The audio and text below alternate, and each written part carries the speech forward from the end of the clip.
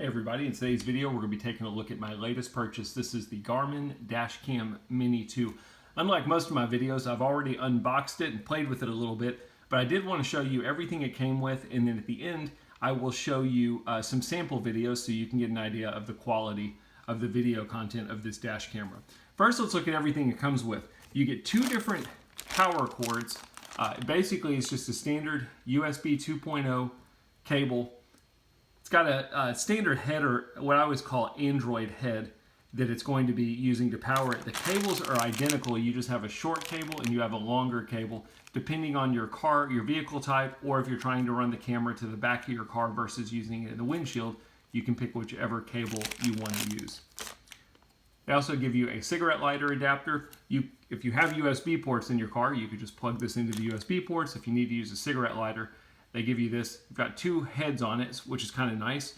Plug one in, and then you've still got to open one for any other device you've got. They give you two different adhesive mounts. This is probably the biggest negative of this dash camera for me. I like the price. I got it for $99.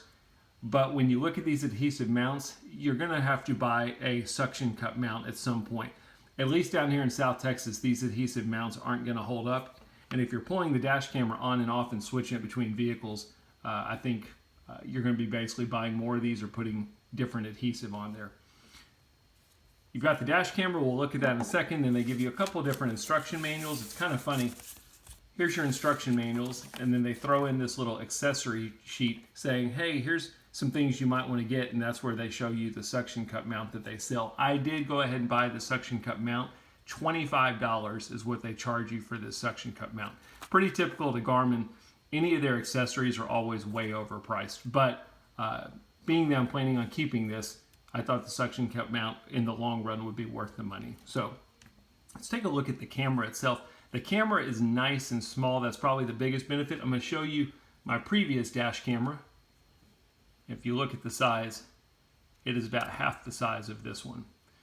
While it's small, there are some negatives. This old dash camera of mine, because it has a screen, you can see what's being recorded at all times, and you can do your settings on the dash camera. You cannot do any of that on this Garmin dash camera. Your settings will all be done in the Garmin Drive app. It is a free app from Garmin, unless you want to pay for the Vault system, which basically allows you to pull your videos and images from the app, so you don't have to pull out your memory card. They let you pull them for free within 24 hours. If you want anything older than that, you have to pay for the service.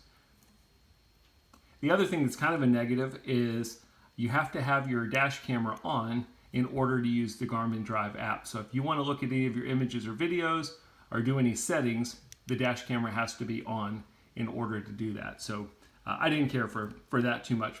But the size is great. This is going to be where you plug in your charge cord. It does have a mute button on the side here. If you do not want it recording audio, you can press the mute button. You can also control that in the Garmin Drive app. Takes a micro SD card. They do not give you a micro SD card, so you're going to need to get one on your own. The larger the size, the better, because while the Vault in your Garmin Drive app only keeps videos or lets you get them for free for 24 hours, your memory card will hold them forever. So the larger the memory card, the more history you're going to have that you can pull from your dash camera. That's really about it. The biggest negative that a lot of people complain about is that you have a light down here at the bottom that is always on when the dash camera is on. If your memory card is in and it's recording, this light will be red at all times.